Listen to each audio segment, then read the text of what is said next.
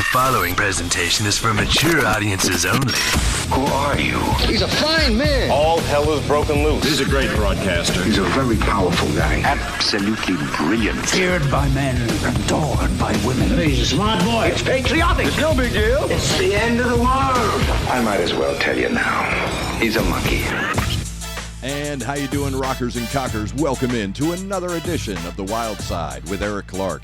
I am your host, Eric Clark, saying thank you for taking time out of your busy day being awesome to hang out with us on the east side of Nashville. Make sure you are subscribed to the YouTube channel, hit that notification button, smash the like button, but most importantly, engage in the comment section. One of the most common comments I get in my comment section is, bro, you should have more subscribers. Well, YouTube would love to promote my channel, but we need engagement. So when you're done watching the video, down below in the comment section, throw me some horns. It's all you have to do. That is all the engagement you need to do to help the channel grow. If you have a band song or a video, something you want me to check out, get over to the Discord server. Left-hand side, YouTube reaction requests. Read the pin message. Drop a link, a brief description. I will get to it when I can. There are also many ways to support the channel, from Patreon to PayPal, also on social media from Facebook to Instagram. Everything is linked down in the description below. Today's Discord suggestion is coming from Malvader. I hope I'm saying that correctly. Malvader. He says, hey man, I want you to check out this BandMaid track. It's awesome. So today we are back with BandMaid, and we're checking out a track called No God, as suggested on Discord by Malvader on the Wyldeside. Here we go.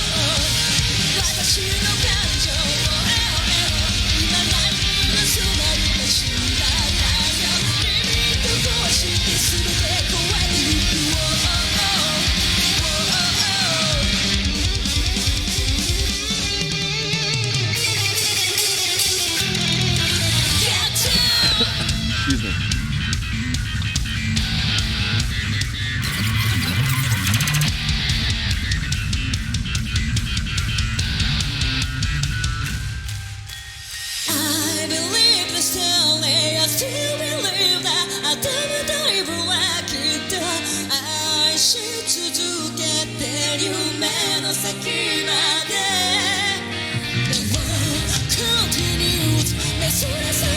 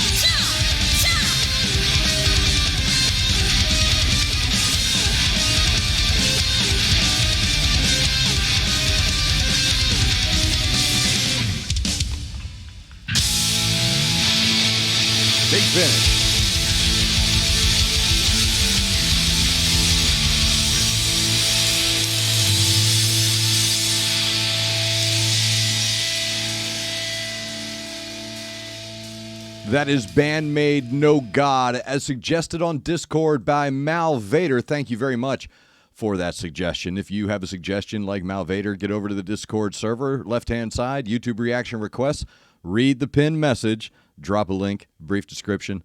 I'll get to it when I can. Man, that gets you right from the opening riff, doesn't it? It's very reminiscent, and we have this expression as a music director dealing with record labels and, hey, play my song kind of a thing.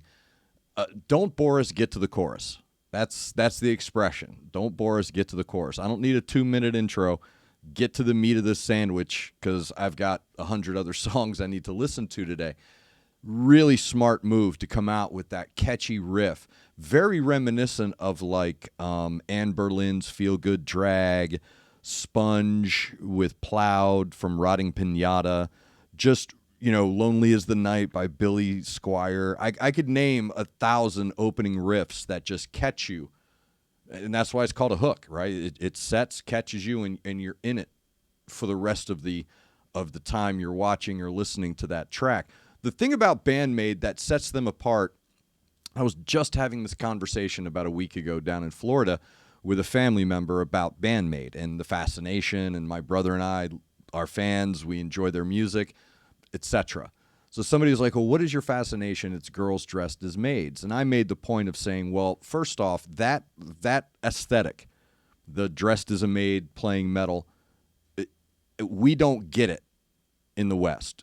We can know why they're doing it. Like, you can understand that this is sort of like I don't want to say a protest, but it's a commentary on a certain element of their culture that we don't understand here in the West. So there's an audacity to that. There's a weight that comes with that. And we may not understand that, but when you add that to their music, and the other thing that really makes them stand out, and I've said this before about like Jane's Addiction. You have this band that, in essence, is a pop rock band. They're a pop rock band, catchy tunes, great guitar, but they're infused with this thrash metal tone, these undertones. And this is a great example of how they do it. They're able to take these standard pop rock melodies and put them on top of these frenetic thrash metal foundations, and they work. It's an incredible mixture, and that's why I liken it to Jane's Addiction.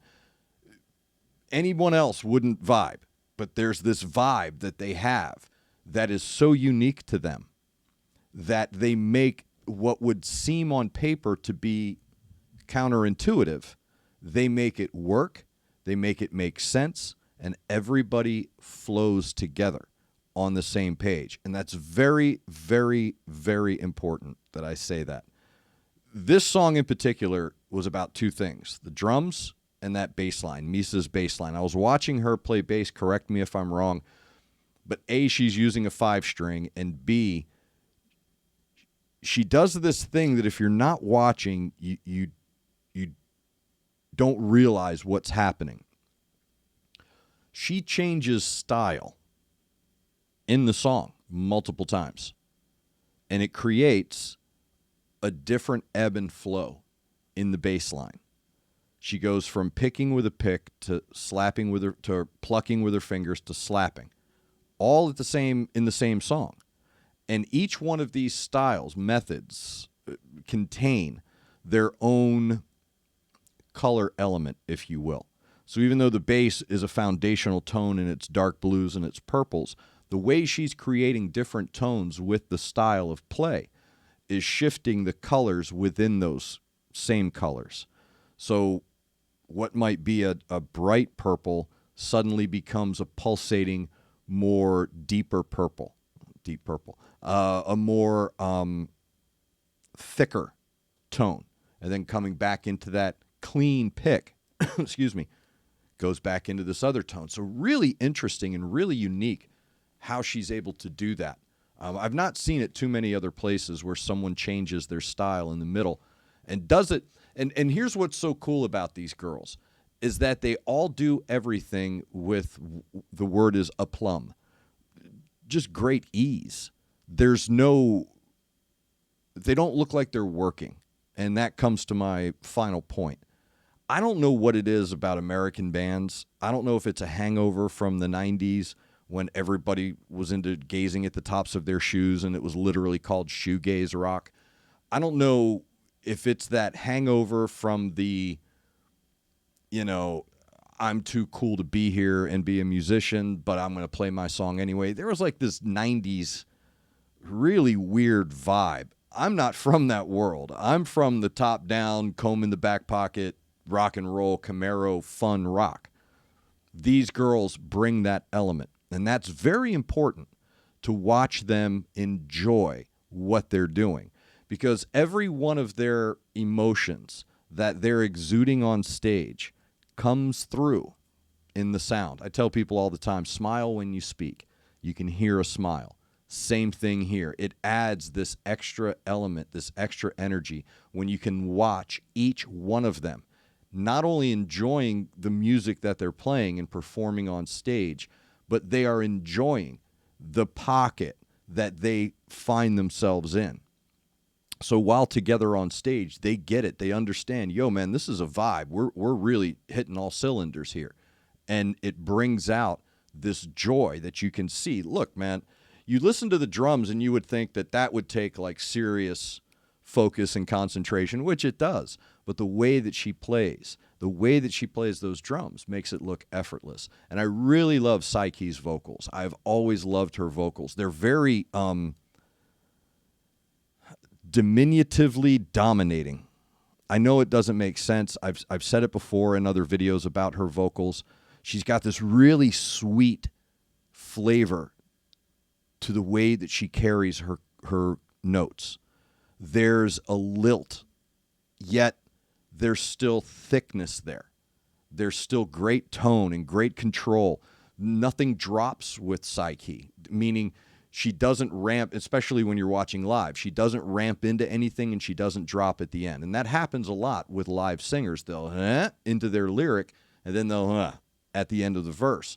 She never does that. So she contains the same tone through the entire vocal. And it's this really cool, bright, innocent, light, breath-giving color that she puts out with her vocals, even though they are right there with the rest of the band. And watching the twin guitars, I love twin guitars, man. I love them. I think more bands should have twin guitars. Hell, even go Leonard Skinner, bring a third one in if you want to. I love the dual guitars because of how they can harmonize from one another. And if you watch them harmonize, and this is what I'll say when I wrap up, when you watch the guitarists harmonize, you're watching them dance together. So when you're watching one take that riff lead, and she's down on that fret, and she's hitting it, the other one is playing the perfect rhythm, and you can tell that she's playing the perfect rhythm. I happen to speak to one of the greatest rhythm guitar players of all time, and I asked him, is there a certain element you're trying to get? And he's like, man, I'm just there to highlight the music. I'm just there to create this menthol background.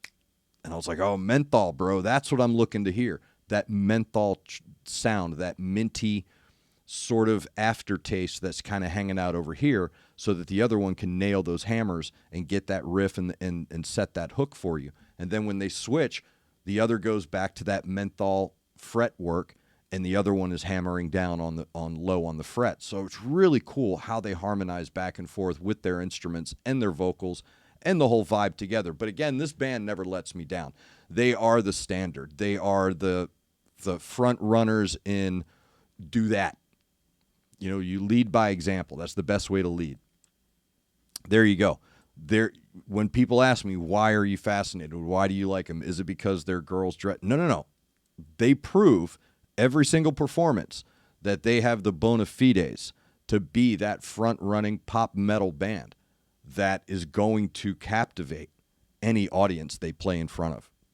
And musically speaking, it helps that they're attractive. It helps that they have nice aesthetics and nice appeal. That's cool and all.